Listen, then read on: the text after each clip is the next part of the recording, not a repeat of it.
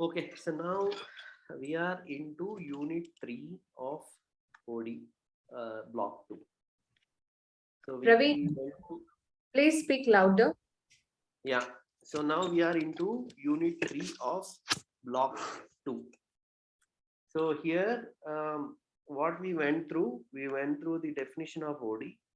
We went through the foundations, basically characteristics of OD, nature of OD, and those kind of things. And then first order change, second order change, and in the block 2 we went to participation and empowerment, and what is the manager role in the participation and empowerment. We talked about team and teamwork. What would be the roadblocks of teamwork, what team is, what are the types of teams, and those kind of things.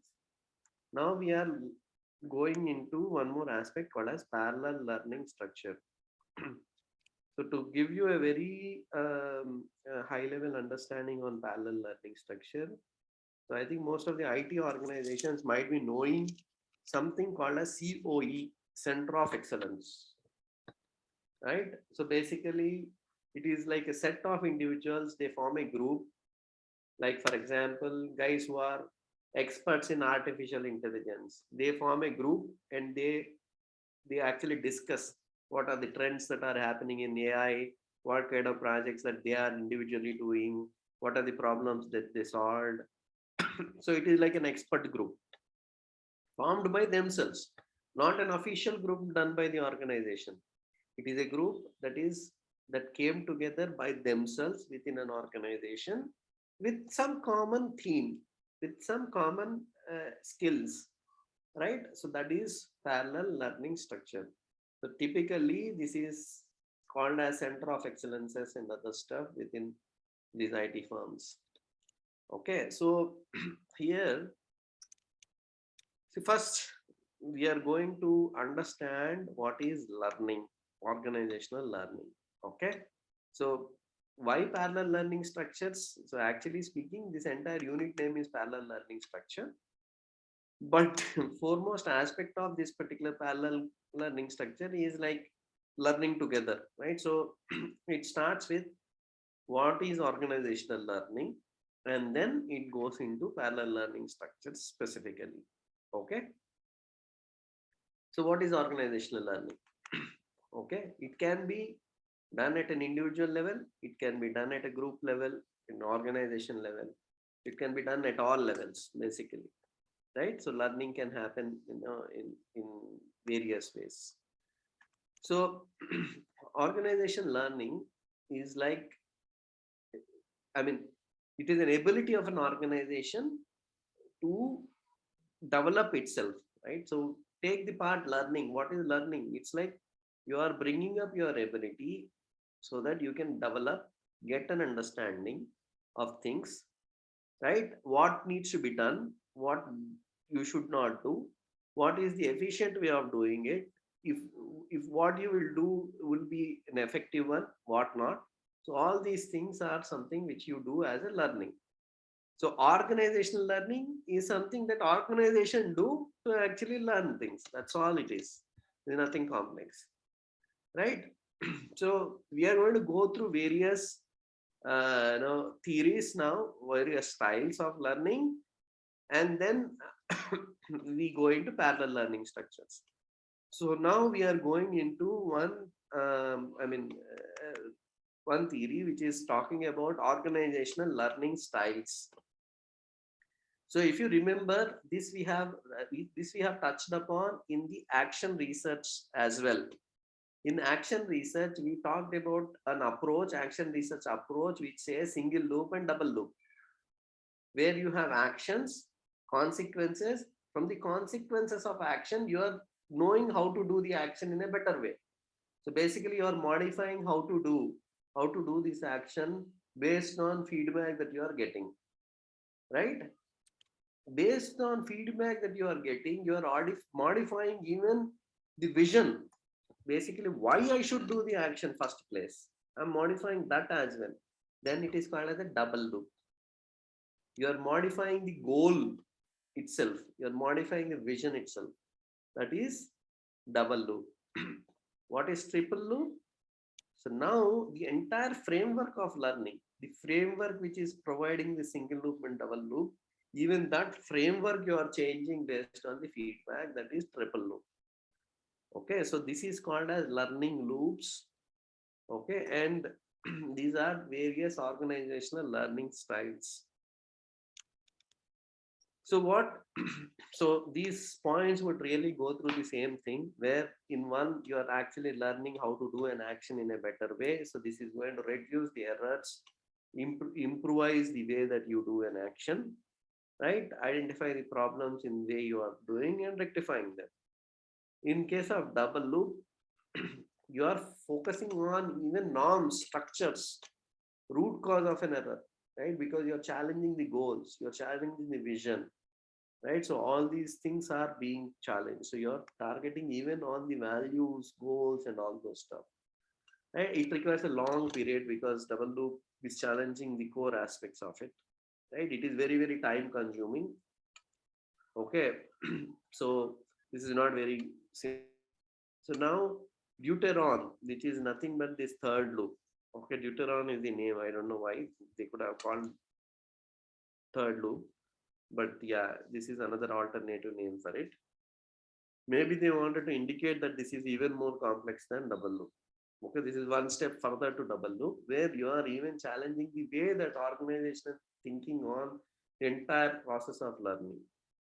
So the learning practice itself is being challenged. Okay, so these are three loops: single loop, double loop, Deuteron. So now we are talking about what are the areas that an organization learn, right? So what all things that it learns as an organization? So there are five core areas. First, system thinking. So it is going to see the, as soon as the system word comes, take it for granted. It is talking about whole organization, not one unit, one person, one group. It is entire whole. So system thinking is about learning the entire system of the organization. Okay. So so it is like things that you would learn, how so and so department is interworking with so and so department, how this group is interworking with the other group, etc., etc. Those are the things that would be required. So, right, employee participation is needed to actually get this particular system thinking. The second aspect is team learning. So team learning is how to make an effective team. You're learning that aspect. How to improvise cohesiveness within that team, how to make them communicate better, how productiveness of that particular team can be utilized, right? So how exactly sharing of knowledge is happening within the team. So how team is thinking together, collective thinking, right? So that is team learning. Shared vision, right? So what are the common objectives? This is where you are actually learning here. What are the common objectives and goals, right? And what kind of performance standard that I need to actually give, what kind of goals that I need to give to my employees as an organizational goal, right? Still you are thinking at an organization level, but you are actually talking about that vision that you need to actually share across people, right?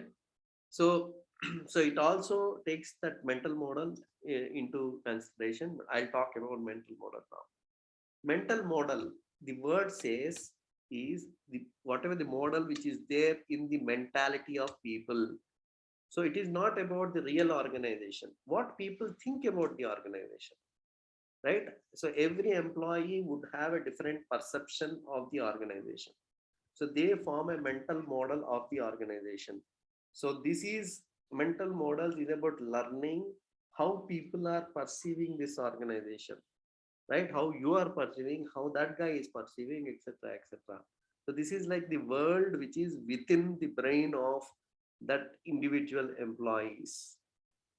Okay, so so it also talks about, okay, what is that they are thinking, how I should shape their thinking to have a better picture of the organization, right? So and what are the things as an action that as an organization should do to go towards that correct perception. That is all mental model related learning. Okay, so now we are talking about personal mastery. So here, how to improvise skill of a particular employee or a particular team for that matter, right? How I can actually have a relevant structure within my organization so that these people are more enabled to do whatever that they are supposed to do.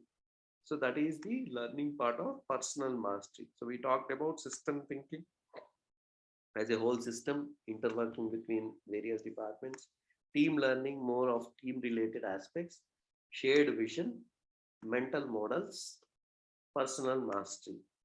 These are areas of learning. Okay, so now we are going into strategies of learning, how you are going to actually strategize this entire organization learning. Action learning.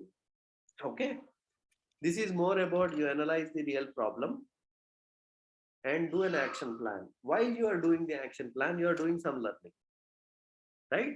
So this is the learning that comes based on your practical query on a particular action. You collect data, you study, and then you strategize and all those stuff. It goes through certain learning. So action learning is that strategy where you make people do something, automatically they will learn. कुएं में ढकेल दो, वो swim करना सीख लेंगे. That is what it is, right? So basically just give a complex problem, let them analyze, let them understand, let them do the job, they will understand it. Okay, so while doing it, the learning that comes is action learning here. Cross functional teams, this is another strategy where you are bringing up teams from various places, right? Various skills, you are making them work together. So while you are working together with others, I'm going to understand, oh yeah, so and so team does this activity, they are proficient in this, I can use them for these particular things. While I am working with the cross functional teams, the learning really comes. So now functional silos will go away. So now I will understand what others in the organization does as well. So this is cross functional teams. If you have a cross functional team, assign an action to them. While doing the action, they will not only learn how to do their particular job better, they will also understand perspective from the other skill group, right? That is another strategy. Workouts. Okay, so basically what you are actually doing, you are assigning, so basically you're you're meeting various employees, you are identifying how to work out things in a better way. So this is like a brainstorming, this is like a participation where you are actually arranging a workshop and working out how things could be done or brainstorming together, right? That is what is the workout. Okay, and the other one is group wear. Okay, so group wear is mainly coming into picture when we are talking about this virtual teams related aspect, right? So workouts is bringing physically people together to brainstorm. Group wear is more about the I'm having a teams meeting, doing a video call with others and doing the workout, right? So I have a especially this is useful when team is not in one place, they are in physically various places, various departments. You are just arranging one common call to do a workout between them, right? This could be a Teams call, this could be a Skype call or whatever it is, Zoom pe call karo, etc. So this is for people who are across locations. Benchmarking. This is another way of learning things. Basically you are trying to benchmark, you're trying to understand where your organization stand and compare with the other organization, right? So some XYZ company would actually say that I have so and so level of salary, and I compared with the same salary structure with some other organization. I am actually comparable to whatever it is. I am giving little extra when compared to my competitors. So this is like benchmarking yourself with the other organizations or other units or other areas of the organization could also be something that you benchmark with, right? So this is all about what are the various strategies for an organization to learn. Okay. So now we are going into the later part of the unit, parallel learning structures. So I briefly explained what is parallel learning structure. Parallel learning structure in the contemporary IT world is COE. This is self-formed teams based on their own focus area. So this is mainly oriented towards doing the learning together. They actually share things proactively with each other. They innovate things proactively as such because of their interest, and they form a group.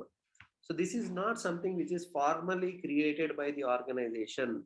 So these things typically come to defeat all this bureaucracy, right? If you ask organization to bring up a team, align a manager or team head or leader, etc., etc., it requires a lot of bureaucracy or political structures to be corrected in lot many ways. So with COE or with parallel learning structures, you don't have to go through all those particular complexity. So in order to defeat that complex structure, this kind of a concept is brought by Dale and Zand in 1974.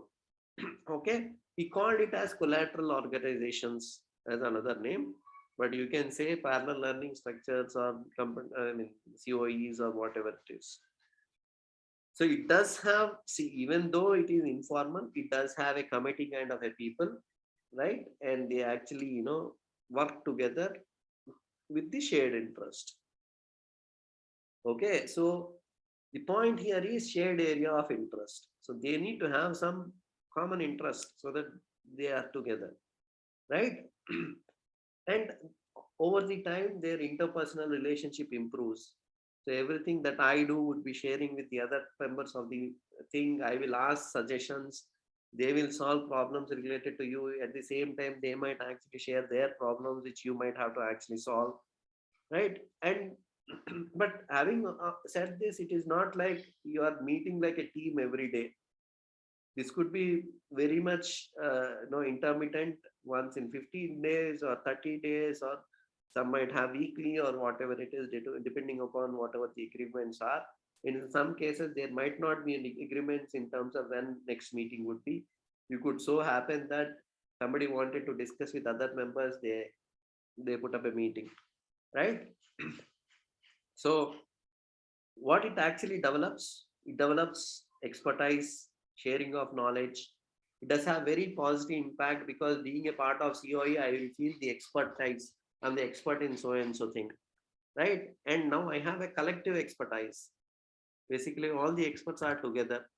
So it's easy for me to brainstorm, innovate, and even feel that particular participation, right?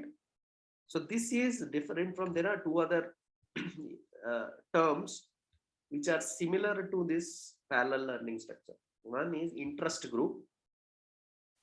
The other one is project teams.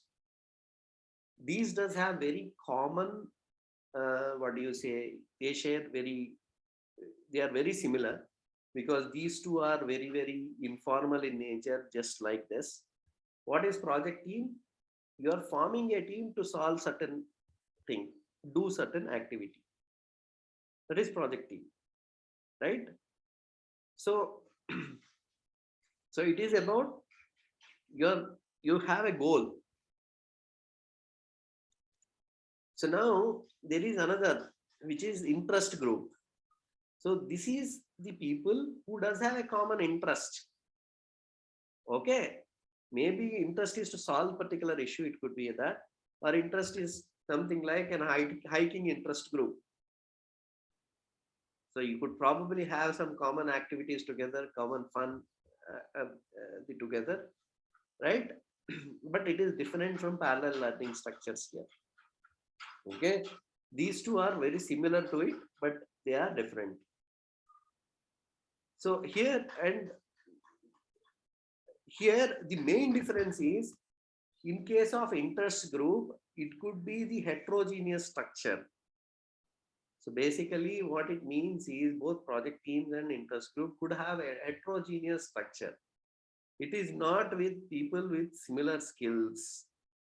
Okay, it is just that a common interest area, that might be the case. Whereas in case of parallel learning structure, there is actually a homogeneous crowd that we are talking about with a common skills. They are proficient in a particular area. They are actually they belong to a certain uh, certain expert area kind of a thing, right? So that is one of the difference between interest groups, project teams, and parallel learning structure.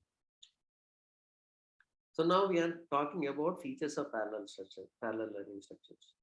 They share knowledge together, very, very spontaneous. It's not like, I mean, uh, there is no effort that is done by the organization to form this. It just happens. On one day, some guy thought, okay, let me actually, create a COE along with so and so list of experts. It just happens because you don't really require any approval. You don't really require any, and they all have common objective, common interest kind of a thing. And it is very informal in nature. Having said that, organizations do provide support to this.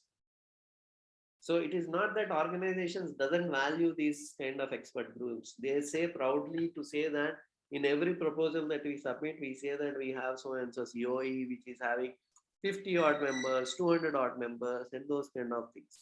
And there is a support that is given by the organization so that these groups really flourish because it is to an advantage of the organization, right? And size do vary, so it could have various size. It could be small in certain areas, big in certain COEs, etc., etc. Right? And lifespan of it also depends on till when this expertise really stays relevant, right? And the leaders also serve as a bridge. Basically, they are the ones which are going to actually take this COEs or this parallel learning structures to the organization, have this particular common objective, fire running within this particular thing, right? So these are all the features of parallel learning structures. Okay, so the last section is talking about why it is important to keep this parallel learning structure intact. Why? Because organizations, obviously learning is growing, it is an informal structure, they don't have to do big things. Employee themselves are participating in making things happen, right? This is going to actually promote that participation, the empowerment, open communication. People are understanding mutually because they have common interests. All these things are the reasons why exactly this parallel learning structure needs to be there. So that completes unit 3 of block 2. Okay. So now we are going into the last part of block 2, which is normative re-educative strategy for change. Okay, so again, we came to the part normative, re-educative. Remember these two words carefully. Norms, the underlying cultural aspects, what you think as a normal thing is normal. Re-educative, you are re-educating people on normal things. You are saying that, boss, whatever you think as normal is not normal anymore. You need to change. There is a new definition of normal. If you think that authoritative leadership is normal, no, no, no. Now you need to change. Now you need to change and think that you need to make people participate in it. You are bringing underlying cultural changes. That is what this normative re-educative strategy is talking about. Okay. So having said that, chapter name is normative re-educative strategy. But we are going to talk about organizational change. We are going to talk about why people resist the change.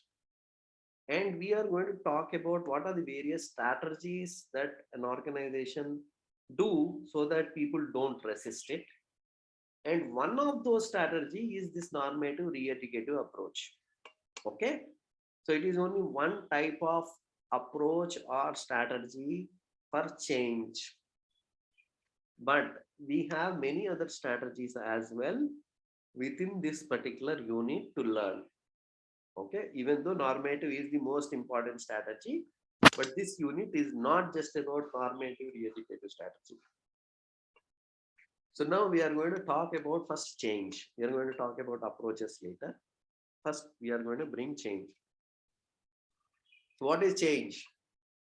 It's like something which is you have one condition already. You want to go towards the another condition, which you think is a better condition to be within. Right? So the process of going towards from one condition to the another is what is change. Okay. So change is change is the only thing which is constant. Without change, organizations cannot sustain. Right? So if there is something which is not changing, there is nothing which is not changing as far as the entire world is here, right? I mean, even within our body, our cells are like generating, dying every millisecond. And I think there is a very famous quote from, I forgot the name of the philosopher who says that you can't dip into you can't get into the same river twice. Why? Because the change is happening. Even river is flowing. It's not the same water that you are actually dipping in at the same time, right? So basically, change is the only thing which is constant. Change is moving from one position to the other position as far as this is concerned.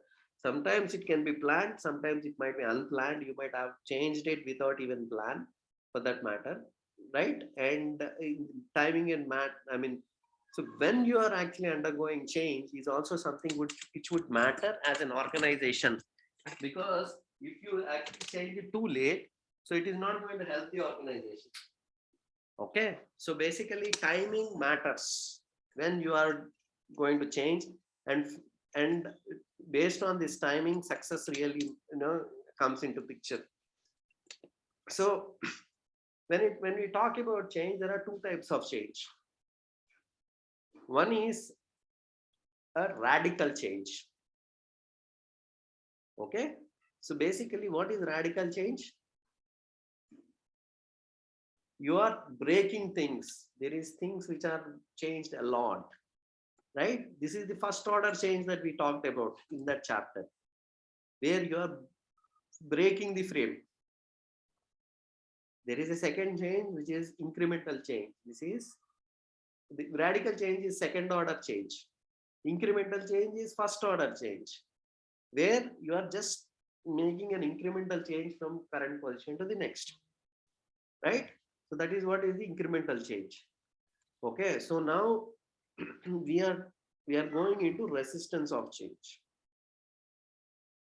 right? So basically, so change is not easy. We also learned in OB that change could even have that culture, trauma for certain. The employees might go through loss curve depending on the amount of change that they might have to actually go through. Is there in OB? We have actually learned those particular change in the change management part of it, right? So there would be resistance. It is not very easy. So now we are going through what these resistance is all about, and then what are the various approaches that you could follow so that the resistance is less. You can't eliminate the resistance, right? So, and sometimes this resistance is also important, and it is not always negative. Resistance needs to be there, because that is when, even as a management, as a leadership, you will get chance to actually look at whether this change is necessary or not, whether whatever that I am going to do is right or not, whether it is practical or not. So it brings them onto the ground. So resistance is not bad. Resistance needs to be there, but at the same time, resistance needs to be managed. Okay. So when it comes to resistance, there is actually two components of it. Okay, one is selective perception. Why exactly the resistance is there? There is a selective perception. You already have something which is there within your mind. Okay, so you have like some attitude which is fixed to it. So that is why you have a selective persistence, which is right, which you are actually trying to say ye acha nahi hai. this is not good, this is not going to work. There is some perception which is there. And the second type is selective retention. So this could happen because, अरे ये निकाल दिया तो मैं क्या करने वाला हूँ? I am writing bills manually. Let's say if computer is implemented, course I'll be jobless. I don't know how to deal with the computer. They are going to remove me, right? So this could be the selective retention. So these are the two components as far as this resistance is concerned. So there are theories, right, in terms of what this particular resistance, how it works and all those stuff, how to eliminate it as well, right? So now we are talking about, so some of them, some of those particular theoretical aspects, or rather characteristics of resistance. We are going into characteristics of resistance. So first is resistance as a system variable. Okay. So in this, there is something called as a force field analysis that Levin came up with.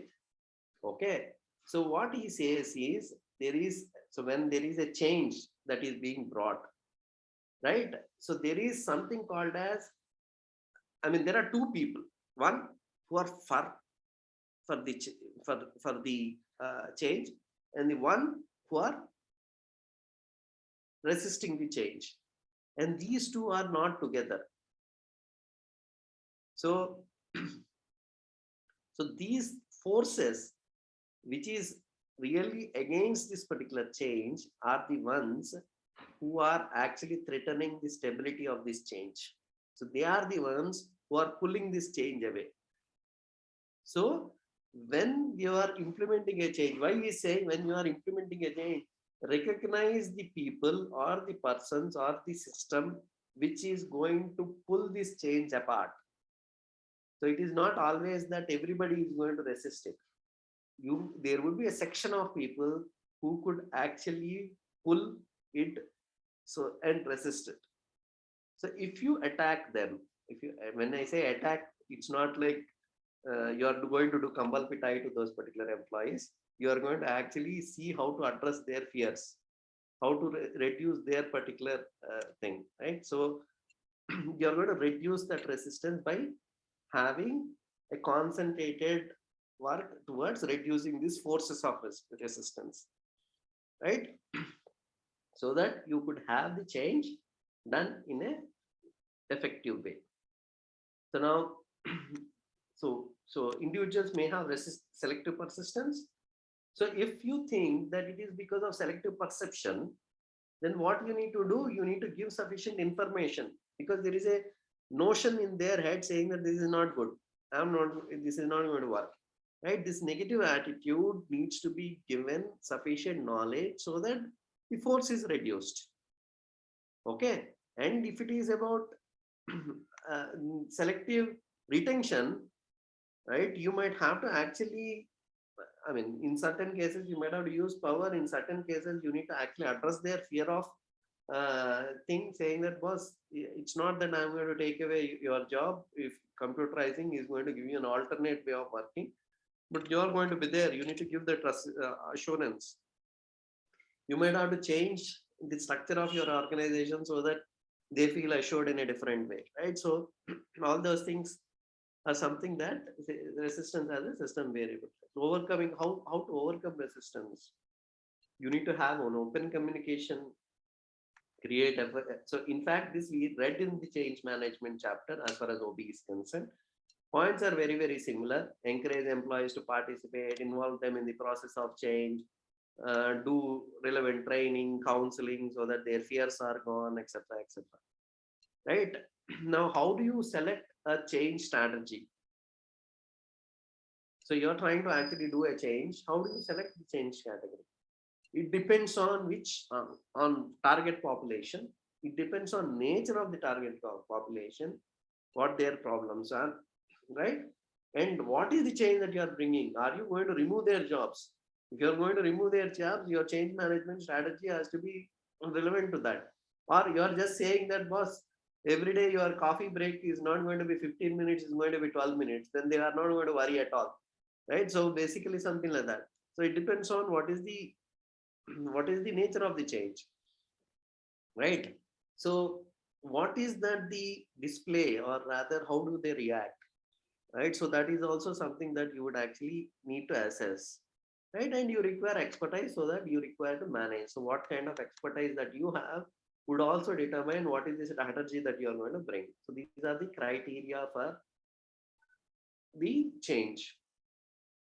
So now we are going into approaches, right? So what we learned until now, before I go into approach, we talked about what is an organizational change, we talked about resistance, and we talked about how to overcome resistance, what is the criteria in which you select strategy.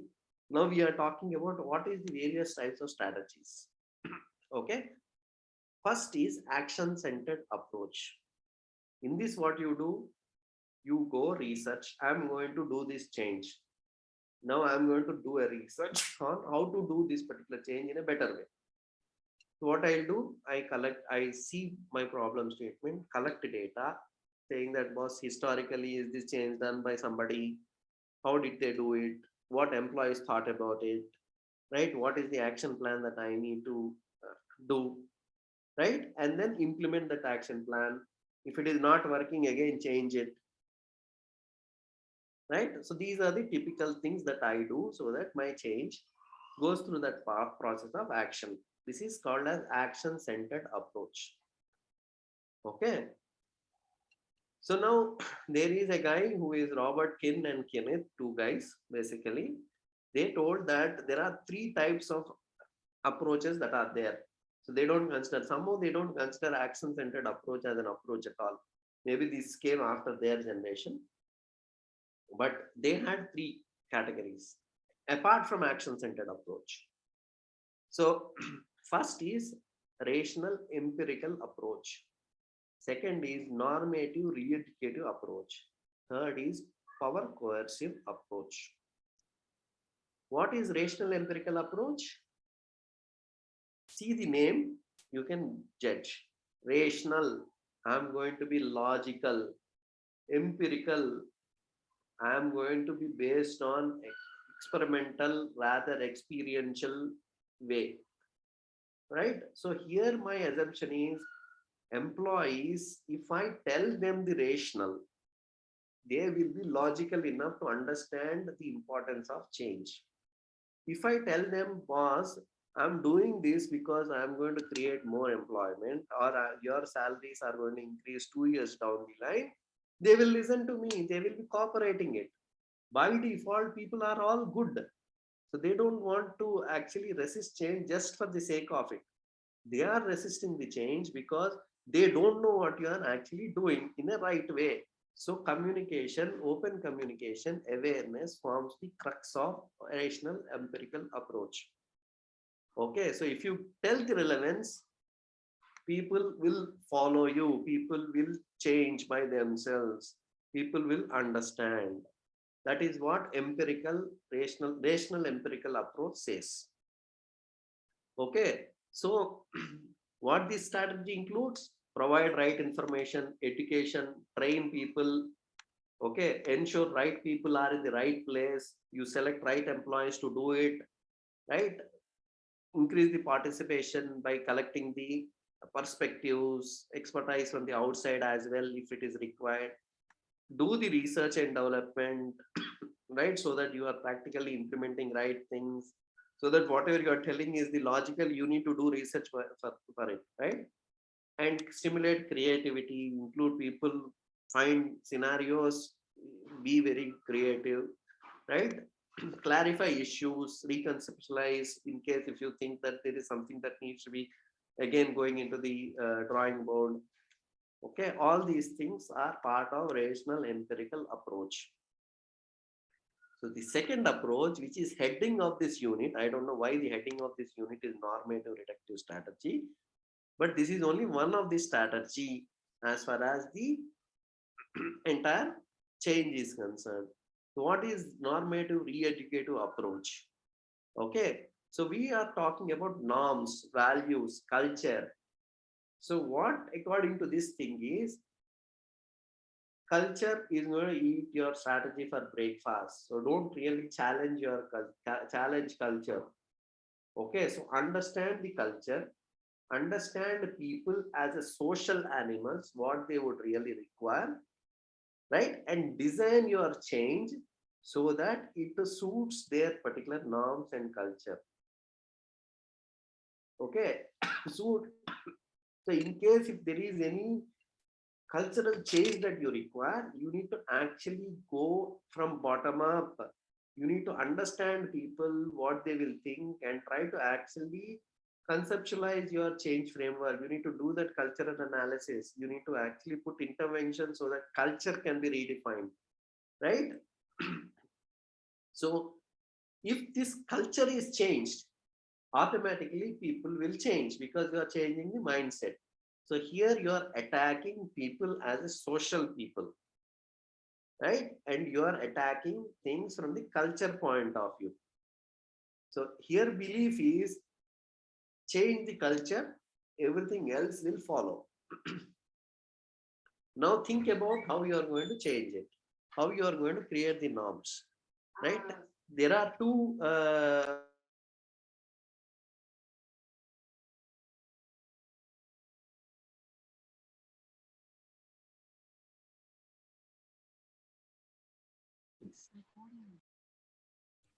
so in the normative change, we are attacking the culture. So we are saying that if I change culture, everything else in the change would go through smooth.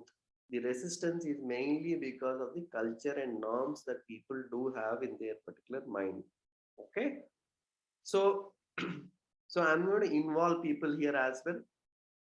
I'm going to analyze their particular cultural things and I'm going to form a strategy so that I change their particular culture. Okay. So so obviously this has got two characteristic, right? So here it is more people centric, hence we are saying that you're going to actually concentrate on people and concentrate on growth of the people so that they make up the entire system, and you are going to increase the problem solving capacity of the system by encouraging individuals to be self-diagnosing. So they would be doing their self-analysis.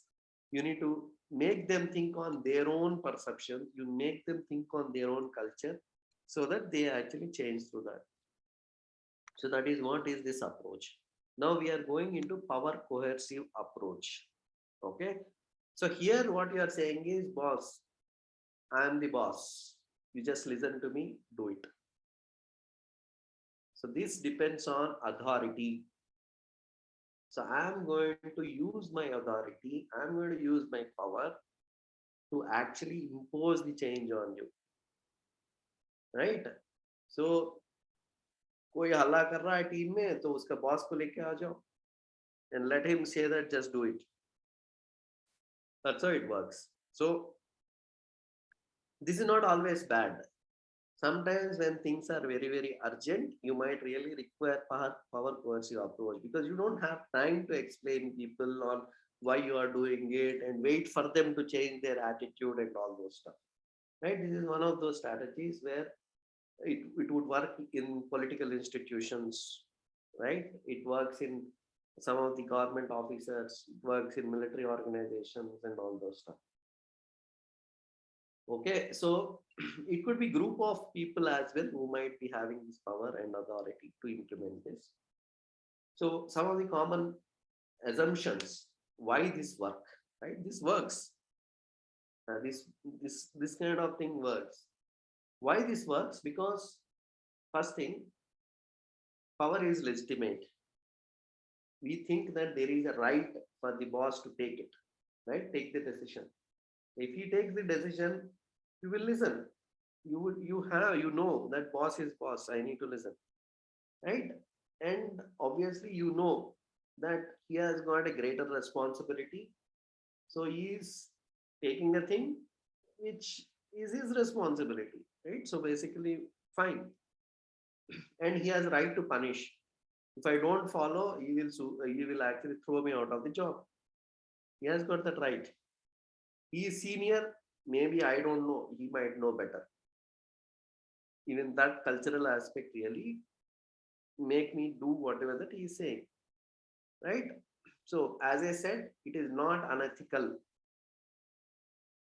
It could be in urgent scenarios, you might have to do it, right? So it is not that this is unethical. This is not bad in all ways, right? Because this is the one which makes change immediate. So now there is some amount of power related thing that is there in the other strategies as well, whatever that we talked about, right? In the normative, in case of empirical as well. In case of empirical, knowledge is power. If you have knowledge, it has got the power to change, right? And in case of normative, person is power. If you change their culture, their change their norms, change their perception, things would work. In case of power coercive, obviously that structure, that authority, etc. Economics, it could be political. So I might be authoritative because I'm up in the ladder, or else I have more money, which is economics, or maybe I have more education, more moral standards, hence I feel authoritative. Right? There could be various ways to actually get that required power to get that authority as well, right? So it is also to understand that some people say that this power coercive way might not be ethical. So what it says is ethics is not about the person, or ethics is not about the approach. Ethics is about the person who is doing it. If it is Hitler, he might be doing it for some reason. If it is somebody else with the right intentions, he might be using his authority for the betterment of people itself. It is the person who decides whether it is ethical or not ethical. As an approach, it is not an unethical approach. It might be good in certain scenarios, as I said. Okay. So now there are actually some community-based change strategies as well. Whenever you are talking about communities, so there are actually, I mean, 4 classifications. Collaborative strategies where people collaborate and then form a strategy that how to change. It typically happens in the communities, right? Campaigning strategies where you run a campaign so that people really understand the change and they do it. Context strategies, contest strategies, and combination of these particular strategies, right? So basically these are some of the strategies which communities use, not really prevalent in the organizations, right? Political and positional power as a change strategy.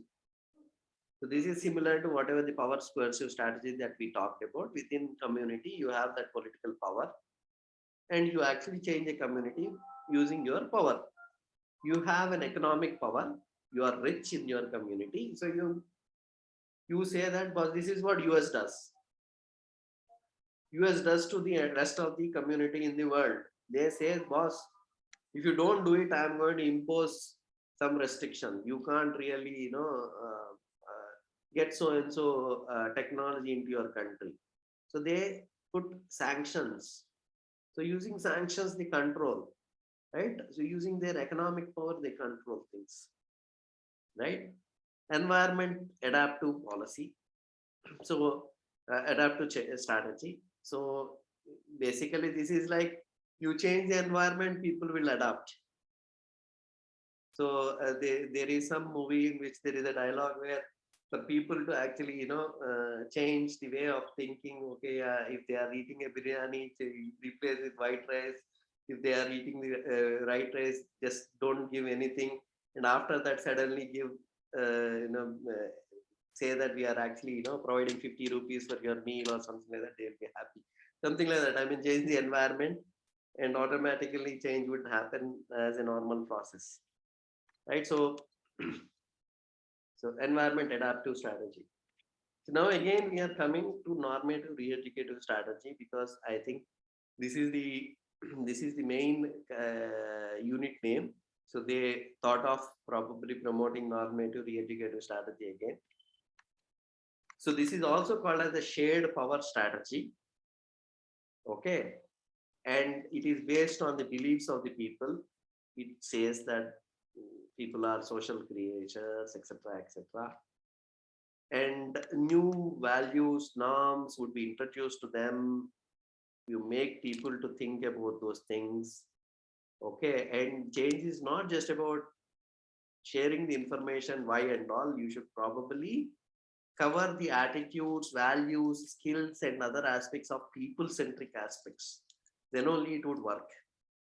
Okay. So it mainly focuses on norms, etc. Approach promotes collaborative working with employees to identify problems, right? And there are three main elements of the strategy, which is attitudes, beliefs, and values. Okay. And if it is not dealt in the right time, you have a negative attitude, and there would be major problems if you don't really give concentration on the cultural aspects, right? Beliefs are to be focused on and before the change process is initiated. You need to consider beliefs even before change process starts. At the same time, you need to actually value the values. It is very, very difficult to change the values of the people. So you need to give sufficient time so that values can be concentrated and attacked.